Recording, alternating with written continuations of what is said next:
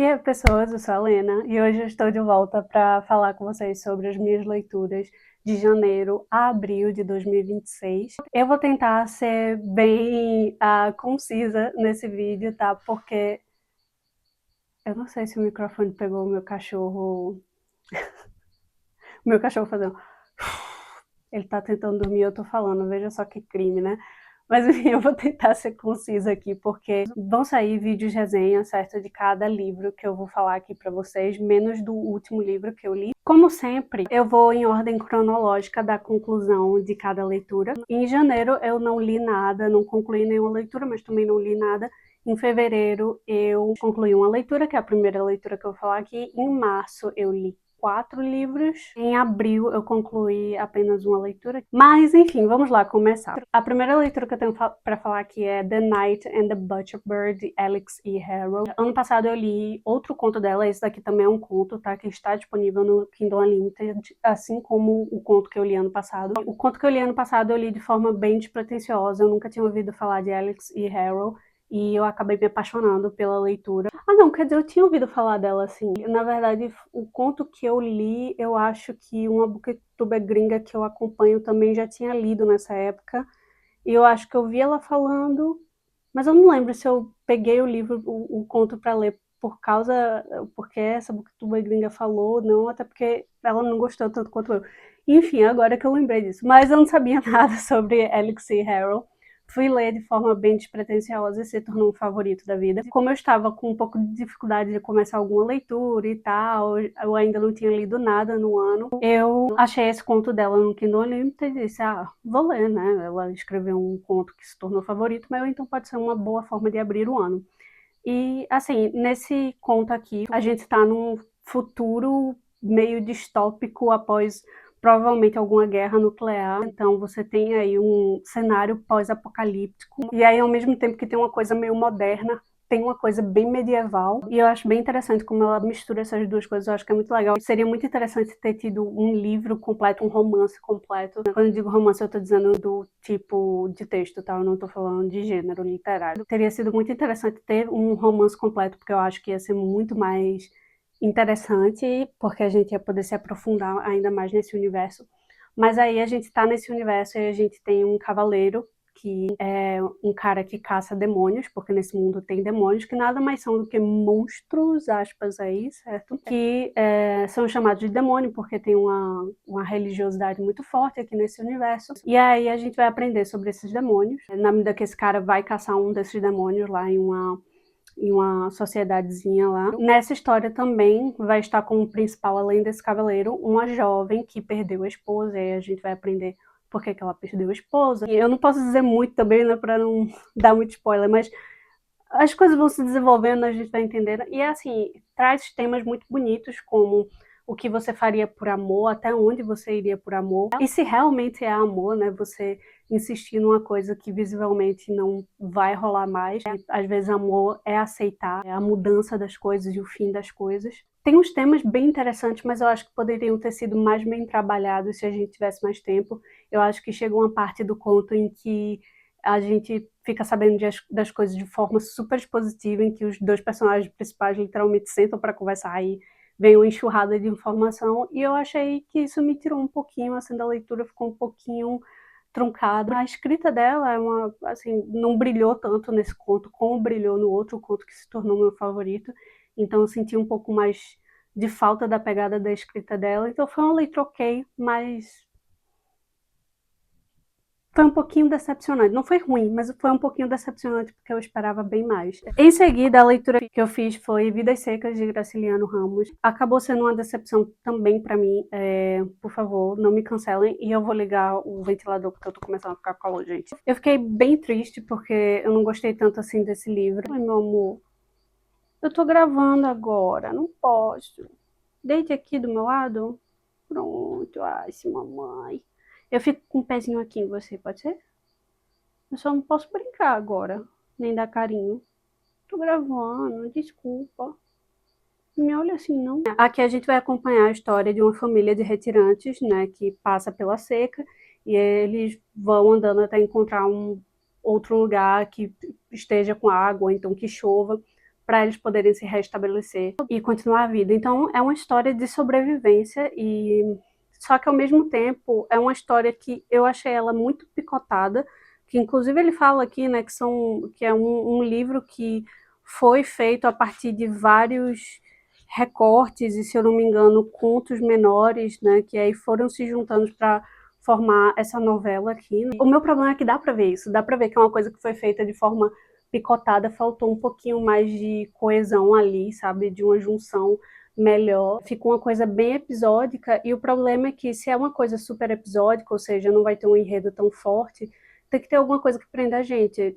Então os personagens vão prender mais a gente, só que aí a gente não tem tempo suficiente com os personagens para ter uma conexão mais profunda com eles. E aí, então, eu vou me agarrar ao quê? Na vida que eu tô lendo isso. Então, por mais que tenha partes aqui que são muito tristes, quando chegou nessas partes, eu já estava tão alheia, digamos assim, que eu não consegui sentir com o impacto que eu poderia ter sentido. Então eu achei a escrita muito seca, e não seca no sentido assim intencional, do tipo, porque condiz com o tema do livro. Eu senti que ficou uma coisa meio perdida, assim. Então, infelizmente, eu não gostei desse livro. Em seguida, eu li Impostora, de R.F. Kuang, que no caso em inglês o nome é Yellowface, e às vezes as pessoas conhecem mais o título como Yellowface, né? Eu acho que Blackface é mais conhecido, né? O conceito de Blackface, que é quando uma pessoa que não é negra pinta a cara de preto para fazer um personagem negro, né? Que era muito comum em Hollywood, quando as pessoas negras não eram permitidas a participar de filmes, e isso foi usado para criar e perpetuar estereótipos. E Yellowface, então, seria mais uma versão disso para pessoas asiáticas, né? Alguém que se passa por asiático, no caso. E aqui a gente tem a história de duas escritoras, na verdade a história de uma escritora que é amiga de outra escritora. A narradora desse livro, ela é escritora, né, como eu falei, e ela é amiga de uma escritora muito famosa, muito renomada, que é a Athena. Só que ela tem uma amizade assim que não é bem uma amizade, ela tem muita inveja dessa amiga dela, e ela tem muito ressentimento por essa amiga dela ter ganhado palco no mundo literário, no mundo editorial, e ela não. Até que um dia essa amiga dela morre por algumas circunstâncias aí, e ela rouba o manuscrito dessa amiga dela. Ou seja, ela é uma autora branca que já não tem tanta voz, e ela já tem esse ressentimento da colega dela, né, que é asiática, que é sino-americana no caso. Ela tem esse ressentimento por ela ter essa plataforma, e aí ela já associa isso com, é porque eu não sou diverso o suficiente, né? No caso, eu não sou uma minoria, por isso que eu não recebo atenção. Que a gente sabe que é um argumento muito idiota de pessoas racistas e homofóbicas ou transfóbicas, ou enfim, o que quer que seja. E aí ela rouba esse manuscrito, e a gente acompanha essa história do que vai se desdobrando a partir desse roubo do manuscrito, que ela acaba publicando como dela. Ela é uma narradora completamente não confiável, e eu fiquei muito impressionada com a escrita de R.F. Kuang. As pessoas sempre elogiavam muito a escrita dela, né? Mas eu ainda não tinha experimentado, e eu tinha muito medo de ler um livro dela e não gostar, mas felizmente eu gostei muito desse livro. É um livro que eu passei muita raiva, porque fala sobre assuntos pesados, e assim a gente está dentro da cabeça de uma mulher, que no caso é a narradora, né? A gente está dentro da cabeça dela, que é uma cabeça super preconceituosa, que usa vários artifícios para tentar justificar o racismo dela e os preconceitos dela. Então, assim, é genial o jeito como o Kuang coloca tão bem o tipo de raciocínio que essas pessoas fazem para justificar os preconceitos delas, mas ao mesmo tempo é repugnante, você fica com muita raiva na medida que você vai lendo na força da raiva, ao mesmo tempo que você fica admirado com a escrita de Kuang, porque ao mesmo tempo que ela traz isso, e ela traz essa realidade muito brutal dessa mentalidade dessa personagem narradora no caso, ela ao mesmo tempo não estereotipa ela. Então a gente vê uma pessoa humana, uma pessoa que tem os seus sofrimentos, que em um momento ou outro demonstra empatia para com outras pessoas, né? Mas que ao mesmo tempo ela tem essa falha de caráter gigantesca. O livro só acabou não se tornando um favorito para mim, porque eu acho que no final ele se arrasta um pouquinho, então eu acho que dava para ter dado uma cortada, feito algumas coisas de uma forma melhor, assim, do ponto de vista do enredo. Mas eu tô bem curiosa para ler mais livros de Kwong. Já comprei o próximo, inclusive, que eu vou ler. Em seguida, eu concluí Na Terra e no Céu, de Francesco Petrarca, 84 sonetos de amor para Laura. Petrarca, ele tinha meio que uma obsessão por essa Laura aí, né, que é uma figura um tanto misteriosa, que a gente não sabe exatamente quem é, se ela era casada ou não, qual era a profundidade do relacionamento deles, mas ele não tinha, assim, ele não era casado com ela nem nada do tipo, mas ele tinha essa obsessão e escreveu todos esses sonetos para ela. E foi uma leitura ok. Teve alguns contos que eu achei bonitos, outros que eu gostei bastante da sonoridade, mesmo que o que estava sendo dito em si no poema não fosse tão excepcional assim. E tem outros que eu achei bem breguinha mesmo, mas eu acho que talvez eu tivesse gostado mais se eu soubesse menos da história de Petrarca com essa Laura, porque muitas vezes eu lendo eu ficava, véi, mas tu nem conhece essa mulher, tipo assim, tô obcecada, tu nem conhece a pessoa, e enfim, me tirou um pouquinho assim da leitura, mas foi uma leitura ok, tipo, é que eu também não sou a maior leitora de poemas, eu tento ler, né, não com tanta regularidade assim, mas eu tento, né, sempre estar colocando na minha lista, na minha estante aí pra me dar uma forçadinha a ler, pra ver se eu exercito o meu músculo cerebral, que é associado aos poemas, mas é difícil de uma coletânea de poemas me pegar com muita força. Em seguida, eu terminei Sim, o Viajante de uma Noite de Inverno, de Italo Calvino. De Calvino, eu já tinha lido O Visconde Partido ao Meio, que é um contozinho bem pequenininho dele, e eu tinha gostado da leitura. Tinha me sido vendido assim como um conto mais engraçado e tal, mas eu lembro de talvez não ter achado ele tão engraçado. Faz muitos anos que eu li, então assim, eu não lembro tanto assim dessa leitura, mas eu lembro de ter gostado. Eu dei 4 estrelas para ele. Então eu fico com grandes expectativas aqui, até mesmo para ver o que é que ele ia criar aqui, porque eu sabia que era uma coisa meio experimental, assim, a estrutura do livro e tudo.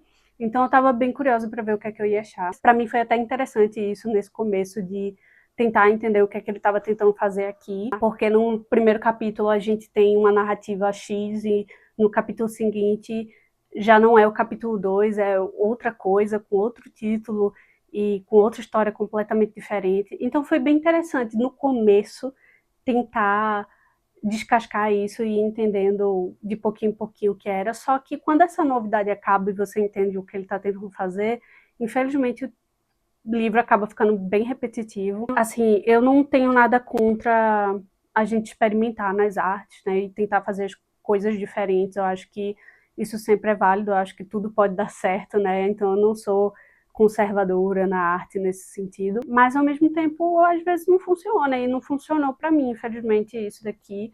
Eu acho que eu meio que compreendi o que ele estava tentando dizer, só que, como eu falei, para mim ficou muito repetitivo. A metalinguagem de início é interessante, porque eu gosto quando o texto fala de si mesmo, principalmente se for para tirar uma onda e fazer a gente rir, ou então quando o texto fala diretamente com o leitor, pode construir uma coisa interessante. Saramago faz isso direto, e ele faz de um jeito que eu gosto. Nesse caso aqui, no início, fica até interessante, depois fica chato e fica parecendo muito que ele tá apontando o dedo pra mim, dizendo, olha, você tem que ler esse livro desse jeito aqui, tá entendendo? Isso me encheu o saco, se eu fosse bem honesta. E uma coisa que eu não vejo muitas pessoas falando aqui é a representação feminina. Eu fiquei assim, de queixo caído, como é irritante a representação feminina aqui. Não estou dizendo que em todo livro temos que ter personagens femininas super fortes e legais e tal, não estou dizendo isso. Mas aqui, de forma geral, as mulheres servem como uma ferramenta narrativa, elas não servem como personagens em si. Que aí você pode até dizer que é do ponto de vista do personagem principal aqui, mas eu não acho que seja o caso.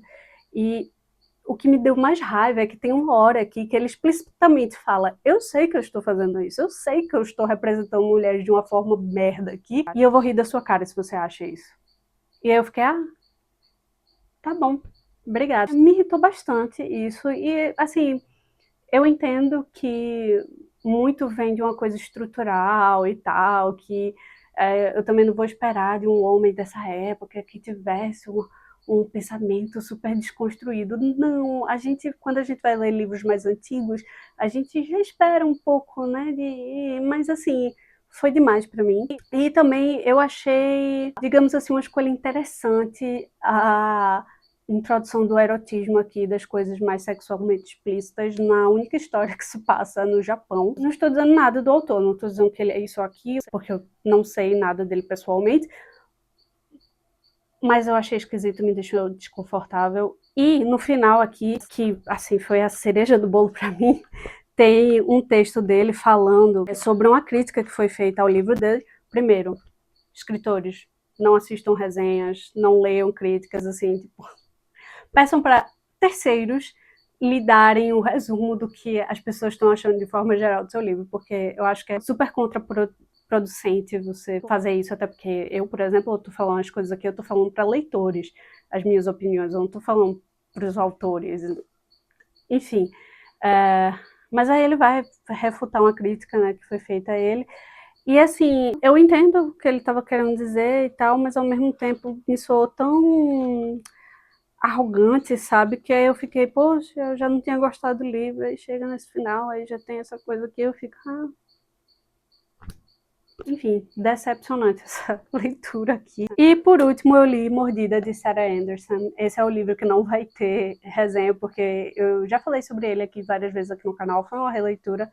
Eu acho que foi a terceira vez, se eu não me engano, que eu li esse livro, terceira ou quarta vez. Depois de concluir essa leitura aqui, eu não sabia que livro pegar, eu estava muito assim, e eu sabia que eu estava precisando de alguma coisa rápida, que eu sabia que eu ia gostar, e que fosse bem tranquila de ler, bem fluida. Eu reli esse quadrinho aqui, que na verdade é um quadrinho sobre uma vampira que se apaixona por um lobisomem, e aí a gente vê eles vivendo a vida deles, assim, são momentinhos da vida deles bem fofinhos, assim. Tem gente que não gosta, eu entendo, por que não? Porque não tem um enredo em si aqui, só são pedaços de momentos, assim, né, com eles, mas eu acho sempre muito fofinho. Eu até pensei, será que eu tenho que colocar esse livro na minha lista de favoritos? Porque eu sempre releio ele, mas não, assim, não chega a ser um favorito, não, mas é uma leitura que eu gosto de fazer novamente, né, toda vez que eu tô precisando de alguma coisa mais leve, assim, para ler. E deixa eu mostrar aqui para vocês como é o traço, mais ou menos. Aqui, tá vendo? Os tracinhos como são.